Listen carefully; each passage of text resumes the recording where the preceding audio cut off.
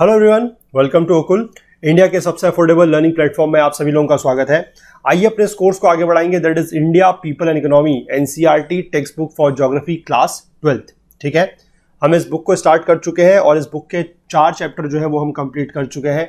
और पिछले पार्ट में जैसे कि हमने बात की है, इस चैप्टर को हमने स्टार्ट किया है, दैट इज चैप्टर 5 जो है लैंड रिसोर्सेज एंड एग्रीकल्चर, या फिर कहा जाए भू संसाधन एवं कृषि के ऊपर। ठीक है, और आज इसका रहने वाला है पार्ट 2।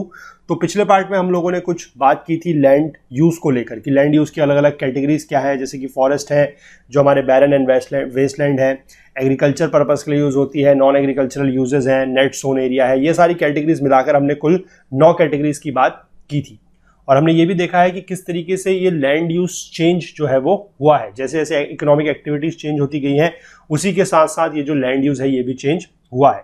फिर हमने ये भी बात की थी कि ये जो 9 कैटेगरीज की लैंड यूज थी, ये किस तरीके से कौन सा सेक्टर पिछले सालों में, यानी कि पिछले 5 दशकों में अगर हम बात करें, 5 से 6 दशकों में, यानी कि आज़ादी से लेकर आज तक, तो किस सेक्टर में इजाफा हुआ है, इंक्रीज हुआ है, और किस सेक्टर में डिक्रीज हुआ है, और इनके पीछे रीजंस क्या थे, ये भी हम लोगों ने समझे थे। ठीक है, तो यहाँ तक हम इसको कर चुके हैं। आगे का पार्ट हम इसमें आज कंटिन्यू करेंगे। तो जो लोग इस कोर्स को, इस वीडियो सीरीज को फॉलो कर रहे हैं, जिनको चीज़ें पसंद आ रही हैं, मैं उनसे रिक्वेस्ट करूंगा कि प्लीज़ ज़्यादा से ज़्यादा आप लोग चीज़ों को लाइक करें, ज़्यादा से ज़्यादा शेयर करें और अपने कमेंट करना बिल्कुल भी ना भूलें। ठीक है, आजकल हम लोग देख रहे हैं कि थोड़ा सा आप लोगों के कमेंट करने में कमी आ रही है, तो प्लीज़ वो भी बिल्कुल बनाए रखें, कमेंट ज़रूर करते रहें और हमें पता लगते रहना चाहिए कि आप लोग ये कोर्सेज, ये वीडियोज़ वगैरह रेगुलरली डेली फॉलो कर रहे हैं। ठीक है, बाकी जो लोग चैनल पर नए हैं उन लोगों से मैं रिक्वेस्ट करूंगा कि प्लीज़ आप लोग भी चैनल को ज़रूर सब्सक्राइब कर लें। काफ़ी सारा मटेरियल आप लोगों को यहाँ पर मिलेगा, तो उसके लिए बेल आइकन ज़रूर प्रेस कर लें सो दैट कि आपसे नोटिफिकेशंस वगैरह मिस बिल्कुल भी ना हो। ठीक है, और जैसे कि हम आपसे रोज़ बात करते आए हैं कि हम ये चाहते हैं कि आप लोगों को सिर्फ वीडियोस नहीं बल्कि उसके साथ साथ क्विजेज, नोट्स और टेस्ट सीरीज वगैरह भी हम लोग प्रोवाइड कराएं। लेकिन इस सब चीज़ के लिए हमें आप लोगों के साथ की, आप लोगों के सहयोग की थोड़ा सा ज़रूरत है। ठीक है, जैसे हमने आपको बताया था कि हमारे पास थोड़ा सा मैन पावर की कमी है, थोड़ा सा रिसोर्सेज की कमी है, तो प्लीज़ आप लोग अपना साथ दीजिए। जितना ज़्यादा आप लोग साथ देंगे, जितना ज़्यादा आप लोग सहयोग करेंगे, उतनी ज़्यादा चीज़ें जो है वो हम लोग आप लोगों के लिए कर पाएंगे। ठीक है, तो स्कैन एंड पे का ऑप्शन यहाँ पर है, QR कोड को स्कैन करके आप लोग पेमेंट कर सकते हैं। और अगर कोई UPI ID के थ्रू अगर करना चाहे तो उनके लिए भी UPI ID दी गई है, okul@axis bank।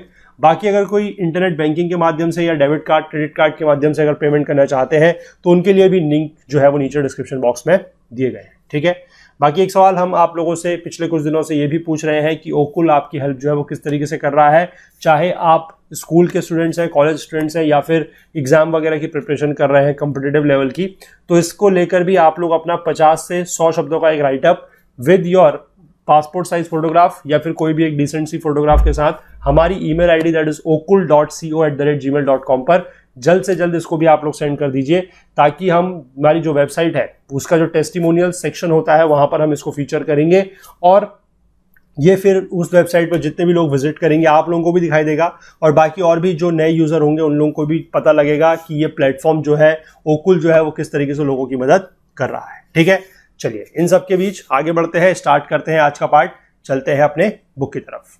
देखिए, आज हमें बात करनी है यहां से, that is agricultural land use in India.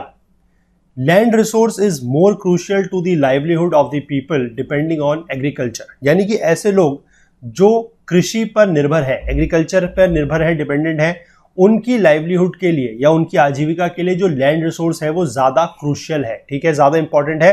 देखिए, agriculture is a purely land based activity unlike secondary and tertiary activities. जो आपके सेकेंडरी और टर्शरी एक्टिविटीज है, जैसे कि मैन्युफैक्चरिंग सेक्टर है या फिर आपका जो सर्विस सेक्टर है, उसके अगर हम कंपैरिजन में बात करें तो एग्रीकल्चर एक प्योरली लैंड बेस्ड एक्टिविटी है। ठीक है, in other words, contribution of land in agricultural output is more compared to its contribution in the outputs in the other sectors. ठीक है, सीधी सी बात है कि लैंड अगर नहीं होगी, ठीक है, या लैंड अगर सही तरीके की लैंड नहीं होगी, तो फिर एग्रीकल्चर एक्टिविटी जो है वो बहुत ज्यादा उससे इफेक्टेड होगी या प्रभावित होगी। लेकिन टर्शरी और सेकेंडरी एक्टिविटीज के केस में ऐसा नहीं है। Thus, lack of access to land is directly correlated with incidence of poverty in rural areas, यानी कि गांवों में ये चीज जो है सीधे इस तरीके से जोड़ी जाती है कि अगर किसी के पास लैंड नहीं है, ठीक है, या लैंड में जो एक्सेस है उसकी कमी है, ठीक है, तो उससे क्या होगा कि लोगों की जो पॉवर्टी है, जो गरीबी है, वो ज्यादा होगी, ठीक है। ये इस चीज को सीधे इस तरीके से जोड़ा जाता है। आगे देखिए, quality of land has direct bearing on the productivity of agriculture which is not true for other activities. अब क्वालिटी ऑफ लैंड भी बहुत ज्यादा जरूरी है। सिर्फ आप लोगों के पास लैंड ज्यादा है, ठीक है, जैसे हमने पिछले पार्ट में देखा थे जो 9 कैटेगरीज, वहां पर हमने बात करी थी एक कैटेगरी की जो है बैरन एंड वेस्ट लैंड, यानी कि वो एक ऐसी लैंड है जहां पर एग्रीकल्चर को नहीं किया जा सकता, कल्टीवेशन वहां पर नहीं किया जा सकता है, ठीक है। तो अगर उस तरीके की लैंड आप लोगों के पास है तो उसका कोई फायदा फिर नहीं है। अगर आप उसके एरिया वाइज देखेंगे तो आप कहेंगे कि लैंड तो बहुत ज्यादा है, पर वो लैंड किसी काम की नहीं है, या आप कहेंगे कि एग्रीकल्चर के काम की नहीं है। तो इसलिए सिर्फ लैंड का साइज बड़ा होना जरूरी नहीं है, बल्कि लैंड में क्वालिटी भी होनी चाहिए, ठीक है। आगे देख लीजिए, in rural areas aside from its value as a productive factor, land ownership has a social value and serves as a security for credit. Rural areas की अगर हम बात करें, गांवों में प्रोडक्टिव फैक्टर की अगर हम बात को साइड में रखें, प्रोडक्टिव फैक्टर मतलब यही वाला है कि अगर क्वालिटी ऑफ लैंड अच्छी होगी तो एग्रीकल्चर की प्रोडक्टिविटी या पैदावार जो है वो बढ़िया होगी, ठीक है।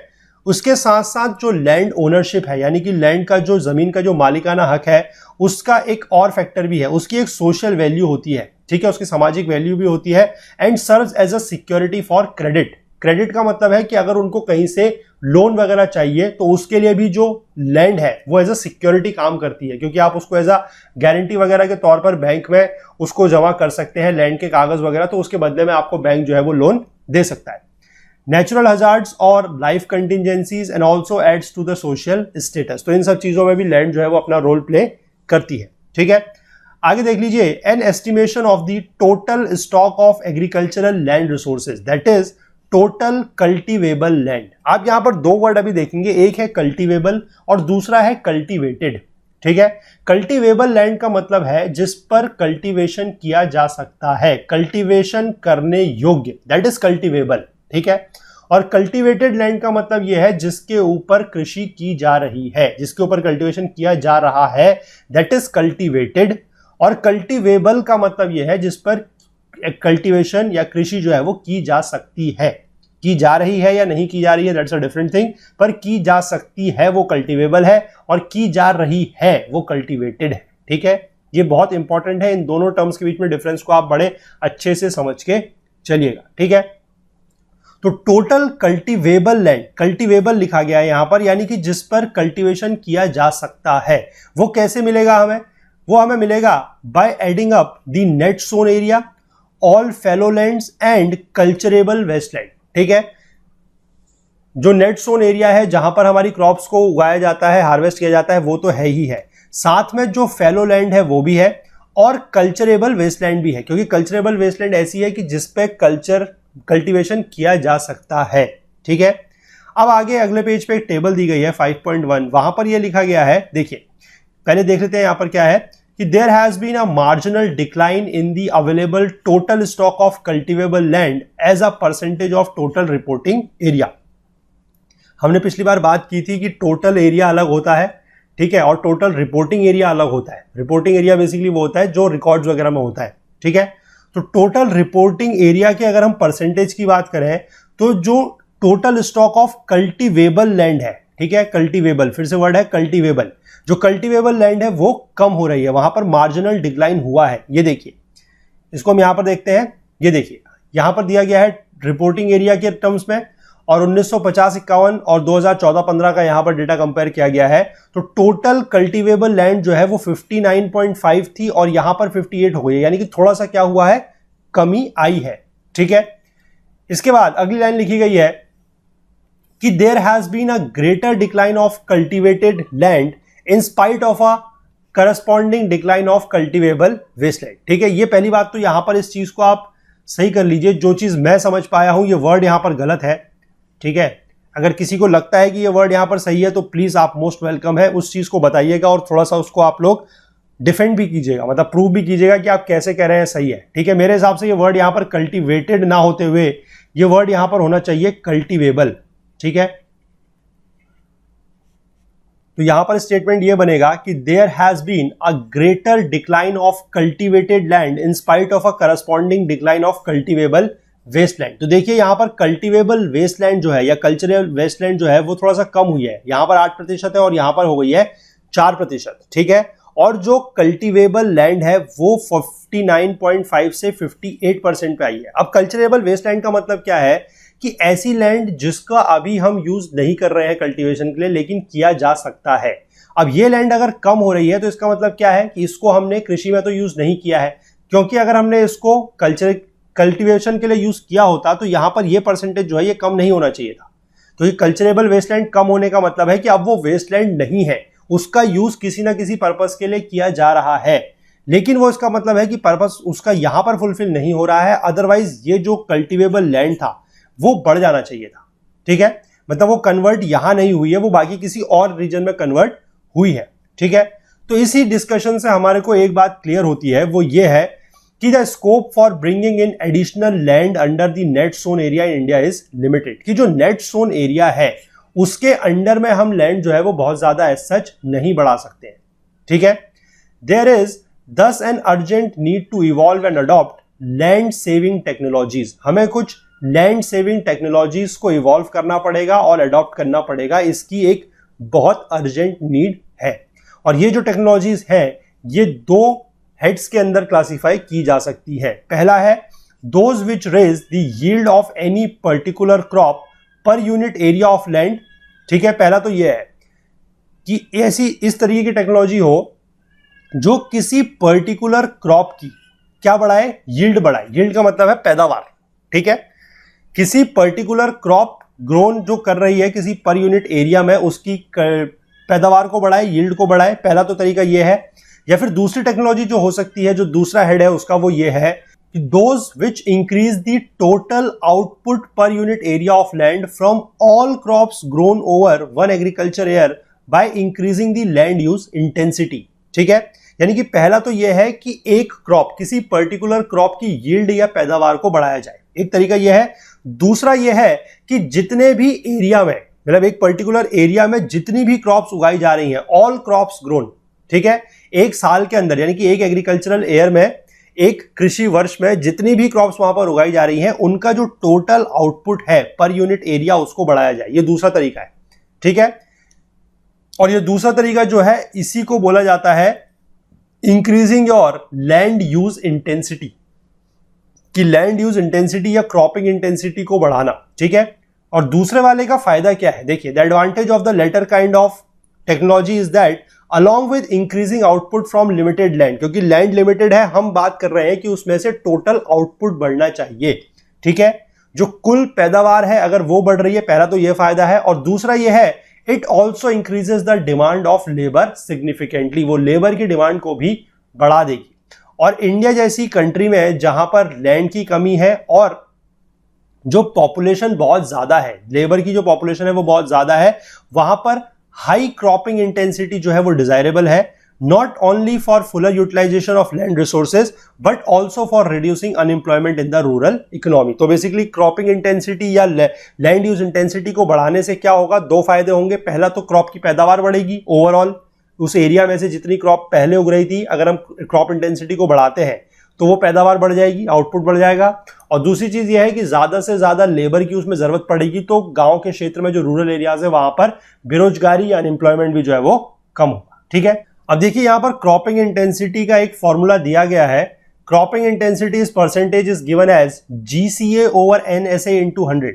अब NCERT वाले यहां पर ये लिखना भूल गए हैं कि GCA NSA क्या है, या जानबूझ के नहीं लिखा है, ये तो NCERT वाले ही जान सकते हैं। लेकिन आपको और हमको ये जानना जरूरी है कि ये GCA और NSA है क्या, ठीक है।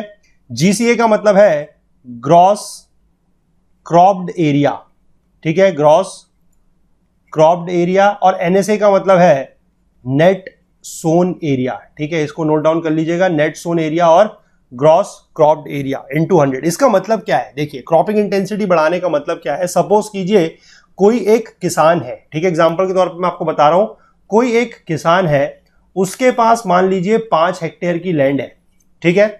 और वो इस 5 हेक्टेयर की लैंड में सपोज कर लीजिए कोई फसल है, सपोज कर लीजिए राबी की फसल है या खरीफ की फसल है, वो अभी क्या होती है अभी हम देखते हैं।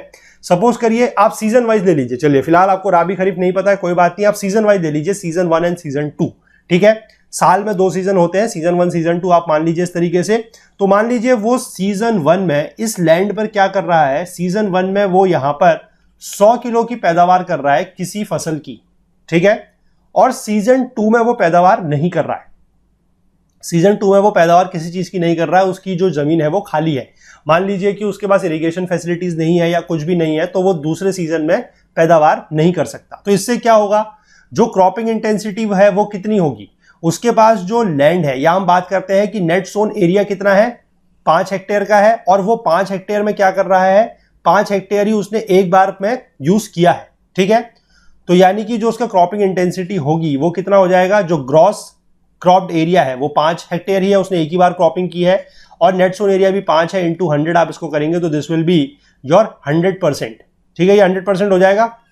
अगर इसी के विपरीत अगर वो क्या करता है कि सीजन 1 पे इस पे 100 किलो एक फसल की उगाता है, और सीजन 2 में, ठीक है, सीजन 2 में वो इस सेम जमीन पे, मान लीजिए सीजन 2 में वो इस सेम जमीन पे फिर से पैदावार कर रहा है, सपोज कर लीजिए 100 किलो तो यहां पर उगा रहा था वो 5 हेक्टेयर पे, इसके बाद वो इसी पे मान लीजिए 40 किलो और उगा देता है अगले सीजन में किसी और फसल का या इसी फसल का जो भी है, ठीक है। और अगर आप 5 हेक्टेयर को, मतलब 5 हेक्टेयर अगर 100 किलो पैदावार कर रही है, तो यहां पर 40 किलो के हिसाब से इफेक्टिव एरिया मान लीजिए कितना हो जाएगा, 2 हेक्टेयर, ठीक है।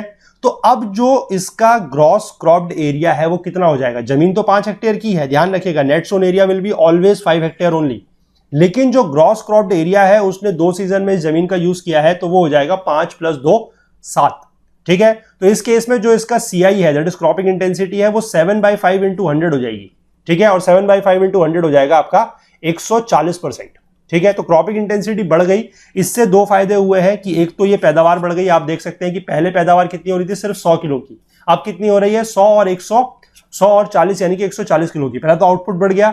और दूसरी चीज ये है कि पहले जो फसल उग रही थी वो केवल एक ही सीजन में हो रही थी, ठीक है, फसल सिर्फ एक ही सीजन में हो रही थी, बाकी दूसरे सीजन में जो उसमें लेबर वगैरह इन्वॉल्व थे उनके पास कोई काम नहीं था, तो वो बेरोजगार थे, अनएम्प्लॉयड थे। लेकिन अब क्या हो रहा है कि वो दूसरे सीजन में भी काम कर रहे हैं, ठीक है, तो इससे उनका एम्प्लॉयमेंट भी बढ़ रहा है। तो आप समझ गए कि किस तरीके से क्रॉपिंग इंटेंसिटी को या लैंड यूज इंटेंसिटी को बढ़ाने के 2 फायदे हैं, कि एक तो आपकी जो ओवरऑल आउटपुट है, जो पैदावार है वो बढ़ेगी, और दूसरा लोगों को एम्प्लॉयमेंट भी इससे मिलेगा, ठीक है। चलिए आगे देख लेते हैं, क्रॉपिंग सीजन इन इंडिया, यही मैं क्रॉपिंग सीजन की बात आप लोगों को कर रहा था। चलिए यहां पर देख लेते हैं, there are 3 distinct crop seasons in northern and interior parts of the country. ध्यान रखिएगा, बड़े साफ शब्दों पर लिखा गया है नॉर्दर्न एंड इंटीरियर पार्ट्स, यानी कि कहां नहीं है, साउथ में नहीं है, और जो कोस्टल पार्ट्स हैं वहां पर नहीं है, क्योंकि साफ शब्दों में यहां पर लिखा गया है इंटीरियर पार्ट्स, ठीक है। चलिए, और वो कौन कौन से हैं, 3 जो सीजन होते हैं वो है खरीफ, राबी एंड जैद, ठीक है। खरीफ कौन सा होता है, देखिए kharif season largely coincides with south west monsoon, जो साउथ वेस्ट का मानसून का महीना होता है, यानी कि आप लोगों को पता है लगभग जून से जो शुरू होता है, जून जुलाई अगस्त सितंबर के आसपास तक, वो बोला जाता है आपका खरीफ का फसल। Under which the cultivation of tropical crops जैसे कि कौन कौन सी है, rice, cotton, jute, jowar, bajra and Toor is possible, ठीक है। इसके बाद जो अगला सीजन होता है, मतलब सर्दियों का जो सीजन होता है, उस टाइम की जो फसल होती है उसको बोला जाता है राबी सीजन, ठीक है। Rabi season begins with the onset of winter in October November and ends in March April. तो मैंने आपको बताया था कि खरीफ स्टार्ट होता है जून से, तो अभी लगभग आपके पास मार्च अप्रैल से लेकर जून तक का जो समय है वो खाली है, वहीं का जो सीजन होगा दैट विल बी जैद, ठीक है। अब यहां पर जो पहले देख लीजिए कि राबी के टाइम पर कौन कौन सी फसलें उगती हैं। The low temperature conditions during this season facilitates the cultivation of temperate and सब ट्रॉपिकल क्रॉप्स जैसे कि व्हीट, ग्राम एंड मस्टर्ड, ठीक है। इसके बाद जो जैद की फसल होती है, short duration summers cropping season beginning after harvesting of the rabi crops, cultivation of watermelons, cucumbers, vegetables and fodder crops during this season is done on irrigated lands, क्योंकि इस समय पानी नहीं होगा, क्योंकि बरसात वगैरह इस समय नहीं होती है, तो इरिगेटेड लैंड्स जहां पर होंगे, जहां पर सिंचाई वगैरह होती है, वहां पर इसकी फसल होंगी, ठीक है।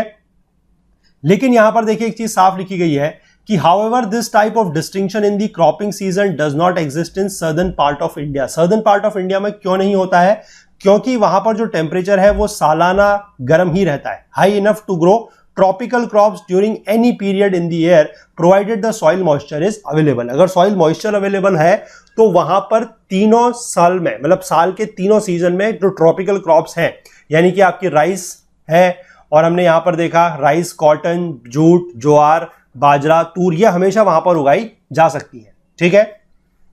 Therefore, in this region, same crops can be grown thrice in an agriculture year provided there is sufficient soil moisture. ठीक है। तो इसीलिए आप इतने से बात को समझ गए होंगे कि आप लोगों को ये चीज पता होगा, आपने पढ़ी होगी, देखी होगी कि साउथ इंडिया में जो है राइस लोग ज्यादा खाते हैं। उसका कारण क्या है कि वहां का मौसम गर्म है, और गर्म होने की वजह से क्या है कि वहां पर सॉइल मॉइस्चर वगैरह भी थोड़ा सा ज्यादा रहता है क्योंकि नियर टू द इक्वेटर है। ठीक है।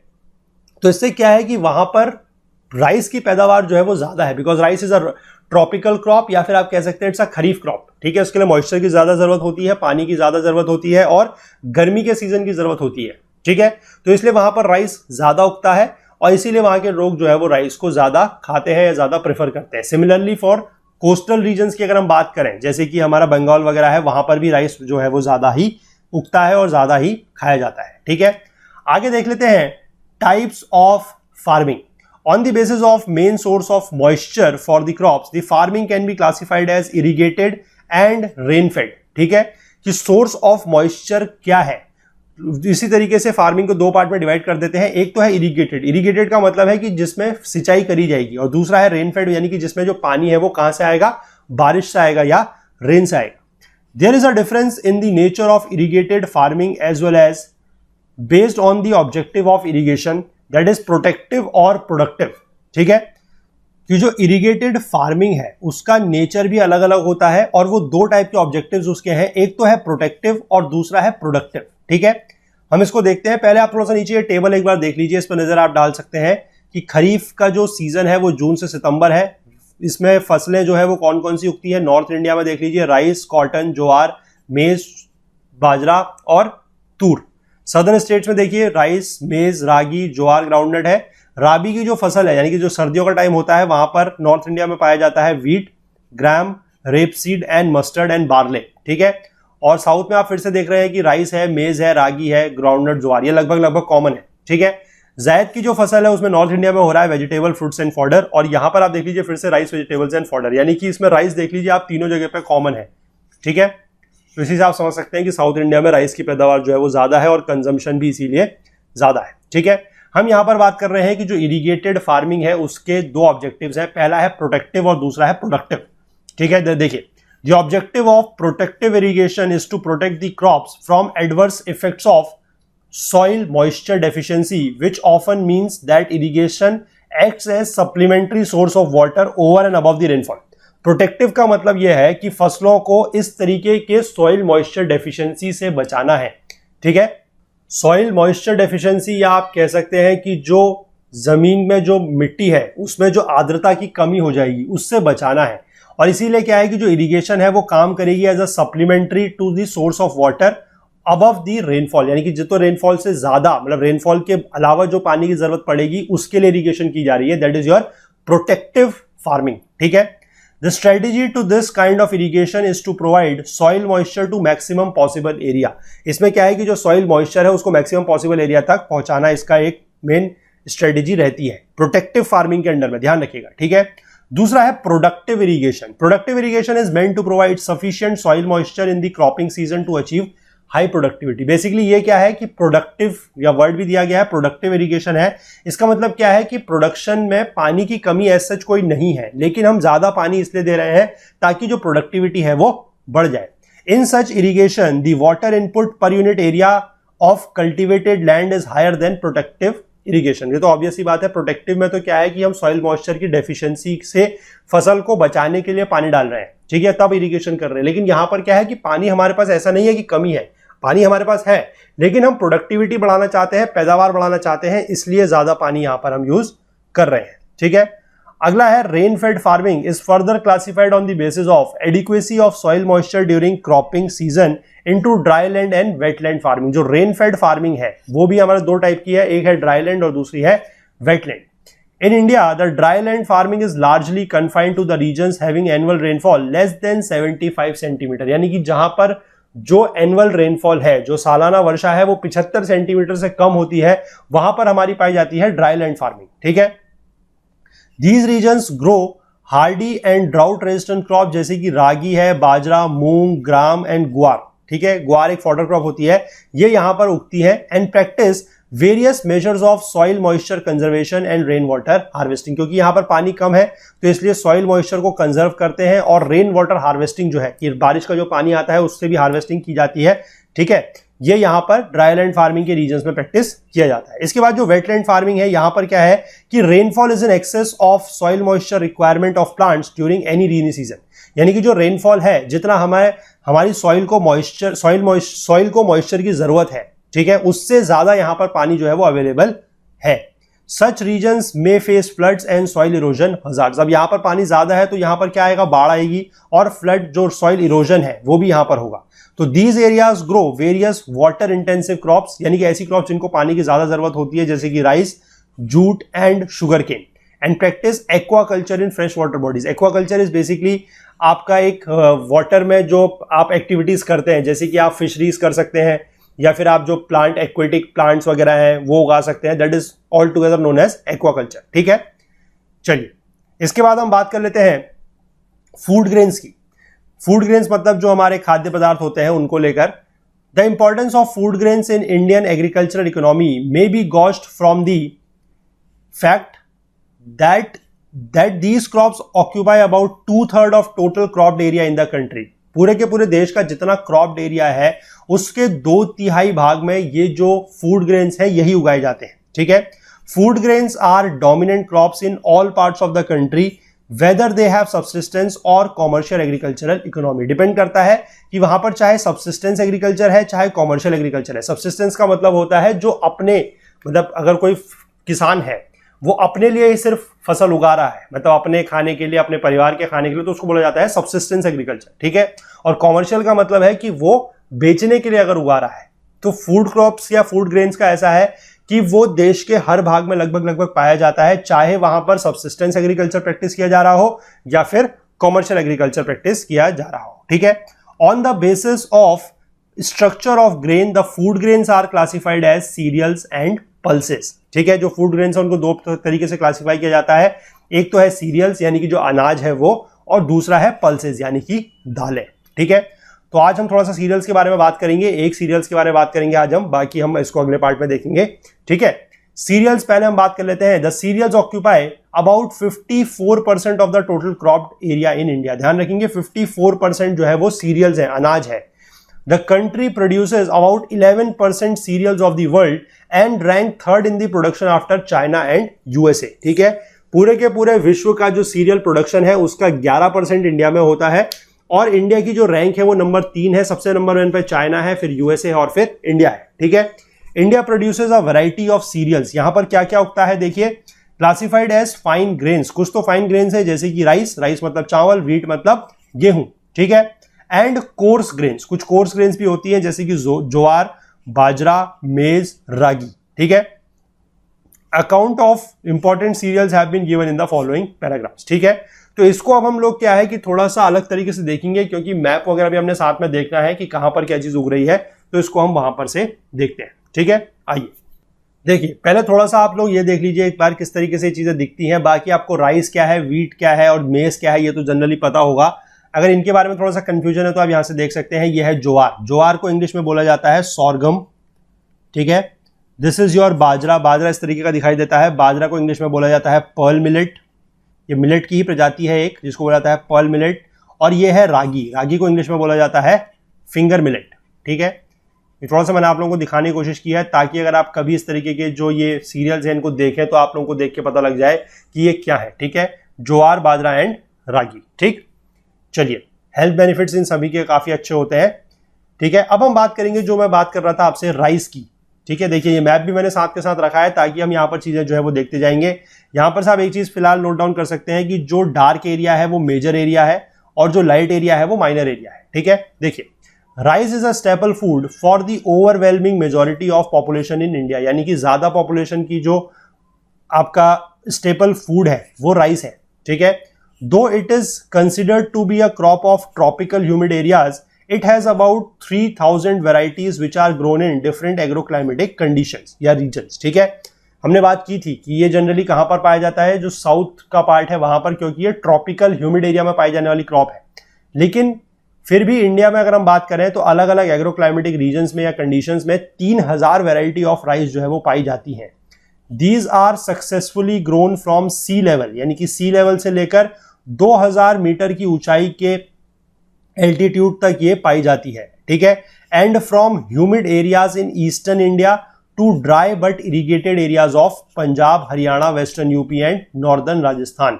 ठीक है, यहां पर ये चीजें पाई जाती है। यहां पर आप देख सकते हैं जो रीजन्स आपको दिए गए हैं, जो आपका पंजाब का एरिया है, हरियाणा का एरिया है। ठीक है, यहां पर ये एरिया में उग रही है। आपका यूपी के एरिया में भी देखिए ये उग रही है। ठीक है, तो इस तरीके से जो चीजें हैं वो कहां कहां पर उग रही है ये दिया गया है। In southern states and West Bengal the climatic conditions allow the cultivation of 2 to 3 crops of year in an agriculture year. मैंने बताया वहां पर क्या होगा, ह्यूमिडिटी ज्यादा है, मॉइस्चर ज्यादा है, और इससे क्या है कि जो टेम्परेचर है वो भी ज्यादा है। तो ये फेवरेबल कंडीशंस है राइस कल्टीवेशन के लिए। तो वेस्ट बंगाल के पार्ट में और सर्दर्न इंडिया के पार्ट में एक साल में ही 3 क्रॉप्स, 2 या 3 क्रॉप्स जो भी होती हैं, वो तीनों की तीनों राइस जो है वो उगाई जा सकती हैं।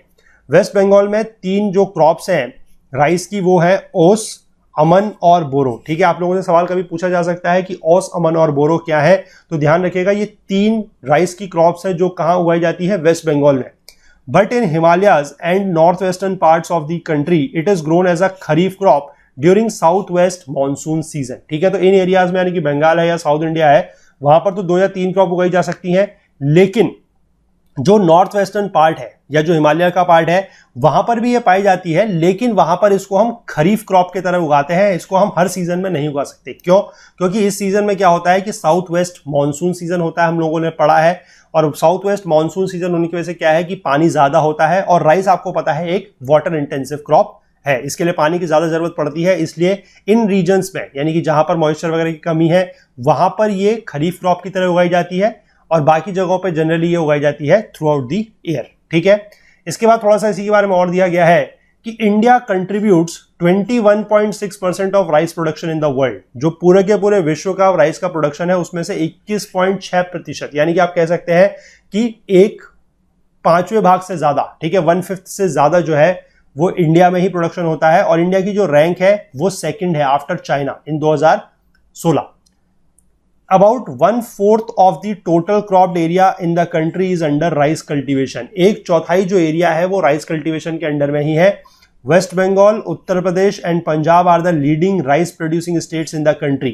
ठीक है, the yield level of the rice is high in Punjab, Tamil Nadu, Haryana, Andhra Pradesh, Telangana, west Bengal and Kerala. In the first 4 of these states, almost the entire land under rice cultivation is irrigated। ठीक है, कहां कहां पर? पंजाब, तमिलनाडु, हरियाणा और आंध्र प्रदेश। ठीक है, यहां पर क्या है कि इरिगेशन ज्यादा है। ठीक है, मतलब पूरा का पूरा जो एरिया है वो जनरली इरिगेटेड ही है। Punjab and Haryana are not traditional rice growing areas. ये ट्रेडिशनल राइस ग्रोइंग एरियाज नहीं है, क्योंकि ये नॉर्थ इंडिया में है। और वैसे भी आप लोग देख सकते हैं कि यहां पर कोई ऐसा तो है नहीं कि साल भर मौसम एक जैसा रहता है। ठीक है, हमें पता है कि हरियाणा और पंजाब में सर्दियों के दिनों में सर्दी भी बहुत ज्यादा होती है, गर्मियों में गर्मी भी बहुत ज्यादा होती है। तो यहां पर जनरली ऐसा नहीं है कि हमेशा से राइस उगाया जाता था। यहां पर जो राइस का कल्टीवेशन है in the irrigated areas of Punjab and Haryana, वो 1970 के दशक में जब ग्रीन रिवॉल्यूशन हुआ था या जब हरित क्रांति आई थी, उसके बाद यहां पर राइस कल्टीवेशन स्टार्ट किया गया है। ठीक है, लेकिन आज की डेट में आप देखेंगे तो यहाँ की जो यील्ड है, जो यील्ड लेवल ऑफ राइस है, वो आपका पंजाब है या हरियाणा है, यहाँ पर बहुत ज्यादा है। ठीक है, genetically improved varieties of seeds, relatively high usage of fertilisers and pesticides and lower levels of susceptibility of the crop to pest due to dry climatic conditions are responsible for higher yield of rice in this region। ठीक है, यानी कि जो पंजाब और हरियाणा का reason है वहां पर क्या क्या ऐसे फैक्टर्स हैं जिसकी वजह से यील्ड ज्यादा है। एक तो है आपके इंप्रूव्ड वैरायटी ऑफ सीड्स। ठीक है, जो genetically improved variety of seeds है वो है। फर्टिलाइजर्स का यूज ज्यादा है, जो उर्वरक है उनका इस्तेमाल ज्यादा है। पेस्टिसाइड्स का यूज ज्यादा है, और lower level of susceptibility of the crops to the pest, यानी कि जो पेस्ट है, जो कीट है, वो फसल पे ज्यादा नुकसान नहीं पहुंचाते हैं due to the dry climatic conditions. ठीक है, और इसकी वजह से क्या है कि यहां पर जो यील्ड ऑफ राइस है वो ज्यादा है। ठीक है, the yield of this crop is very low in rain fade areas of Madhya Pradesh, Chhattisgarh and Orissa. तो ये भी आपको ध्यान रखना है कि कहां पर कम है। मध्य प्रदेश, छत्तीसगढ़ और उड़ीसा के जो रेन फेड एरियाज हैं, ठीक है, यानी कि जहां पर जो उगाई हो रही है, जो इनको हम उगा रहे हैं राइस को, वो रेन फेड है, यानी कि वो बारिश की वजह से है, इरिगेटेड नहीं है। तो ऐसे एरियाज में जो इनकी प्रोडक्टिविटी है या जो यील्ड है वो काफी कम है। ठीक है, यहां पर मैप की वजह से सब कुछ आप लोग देख सकते हैं कि जो जो एरियाज की हम बात कर रहे हैं, जैसे कि पंजाब कहां पर है, हरियाणा, आंध्र प्रदेश, तमिलनाडु, तेलंगाना, वेस्ट बंगाल, केरला वगैरह, कहां पर कौन सा रीजन है और कहां पर ज्यादा हो रहा है, कहां पर कम हो रहा है, ये भी आप देख सकते हैं। और आप मैप से एक बड़ा इंपॉर्टेंट चीज ये नोट डाउन कर सकते हैं कि जो कोस्टल रीजन हैं, ठीक है, जैसे कि आप यहां पर देखिए, यहां पर ज्यादा है, ये डार्क दिखाया गया है तो ये ज्यादा है। इसके बाद जो ये कोस्टल रीजन है, यहां पर है आंध्र प्रदेश, तेलंगाना, इसका जो कोस्टल रीजन है, यहां से आप आएंगे तो इधर वेस्ट बंगाल साइड में जो कोस्टल रीजन है वहां पर ज्यादा है। और बाकी जो इनलैंड एरिया है, ठीक है, जैसे कि आप इधर देख लीजिए, आपका पंजाब, हरियाणा, राजस्थान का जो एरिया है, आपका जो बिहार का एरिया है, आपका जो मध्य प्रदेश का इधर का रीजन है, यहां पर फसल जो है वो उतनी ज्यादा नहीं है, ये माइनर ग्रोइंग एरियाज है। ठीक है, चलिए तो आज इसको इतना ही रखते हैं। बाकी जो इसका पार्ट है ये थोड़ा सा लंबा चैप्टर है, मैंने पहले भी आप लोगों को बताया था, लेकिन ज्यादा टफ नहीं है। थोड़ा थोड़ा चीजें हमें मैप के साथ साथ अगर हम देखते चलेंगे तो चैप्टर बहुत आसान है। और इस तरीके से मैप के साथ पढ़ाने का फायदा ये है कि आप लोगों को थोड़ा सा चीजें जो है वो ज्यादा आप लोग ध्यान रख सकते हैं और रिलेट कर सकते हैं। ठीक है, आई होप आपको ये तरीका पसंद आएगा। अगर आया है तो प्लीज इसको भी आप नीचे कमेंट सेक्शन में जरूर बताइएगा। ठीक है, चलिए, तो आई होप आप लोगों को ये वीडियो पसंद आया होगा। अगर आया है तो प्लीज लाइक जरूर कीजिए, ज्यादा से ज्यादा शेयर कीजिए और अपने कमेंट्स, अपने फीडबैक जो है वो हमें जरूर देते रहिए। बाकी अगर किसी को कोई क्वेरी है, कोई डाउट है तो वो भी जरूर पूछिए। बाकी हमसे ज्यादा जुड़ने के लिए हमारा Facebook page, Twitter page, Telegram channel का आप लोग यूज करना स्टार्ट कीजिए। वहां पर भी कुछ क्वेरीज वगैरह जो है, जो लोग जुड़े हुए हैं हमसे, वो वहां पर पूछते रहते हैं, उनका जवाब भी उनको मिलता रहता है। ठीक है, और बाकी अगर आप कुछ और बात हमसे पूछना चाहते हैं या कुछ और चीज आप हमसे बताना चाहते हैं तो उसके लिए आप okul.cu@gmail.com पर भी हमसे जुड़ सकते हैं, हमें मेल कर सकते हैं। और टेलीग्राम पर जुड़ने का एक फायदा यह है कि टेलीग्राम पर डायरेक्टली आप लोग मुझसे संपर्क कर सकते हैं। ठीक है, वहाँ जो ग्रुप वगैरह बना हुआ है उस ग्रुप का मेंबर मैं भी हूँ। तो वहाँ पर क्या है कि अगर आप कोई डाउट्स वगैरह पूछते हैं तो उनका जवाब जो है वो सवाल आप लोगों का डायरेक्ट मेरे तक पहुँचता है और उनका जवाब डायरेक्टली आप लोगों को मैं दे सकता हूँ। ठीक है, तो आप लोग चाहें तो टेलीग्राम का जो ग्रुप है हमारा वो भी ज्वाइन कर सकते हैं, नीचे डिस्क्रिप्शन बॉक्स में उसका भी लिंक दिया हुआ है। ठीक है, चलिए मिलते हैं अगले पार्ट में बहुत जल्द। तब तक के लिए अपना बहुत बहुत ध्यान रखिएगा। Please do take care of yourself. Thank you, have a nice day, bye bye.